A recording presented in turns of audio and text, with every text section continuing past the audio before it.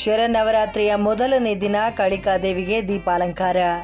ನವರಾತ್ರಿ ಪ್ರಯುಕ್ತ ಪಾವಗಡ ಪಟ್ಟಣದ ಸುಪ್ರಸಿದ್ಧ ಕಾಳಿಕಾದೇವಿಯ ದೇವಸ್ಥಾನದಲ್ಲಿ ಪ್ರತಿ ವರ್ಷದಂತೆ ಈ ವರ್ಷವೂ ಸಹ ವಿಶೇಷ ಪೂಜಾ ಕಾರ್ಯಕ್ರಮಗಳನ್ನು ನೆರವೇರಿಸಿದ್ದು, ಅದರಂತೆ ಗುರುವಾರ ಸಂಜೆ 6 ಗಂಟೆಯ ಸಂದರ್ಭದಲ್ಲಿ ಶರನ್ನವರಾತ್ರಿಯ ಮೊದಲನೇ ದಿನವಾದ ಪ್ರಯುಕ್ತ ಕಾಳಿಕಾದೇವಿಯವರಿಗೆ ವಿಶೇಷವಾದ ದೀಪಾಲಂಕಾರವನ್ನ ಮಾಡಲಾಗಿತ್ತು.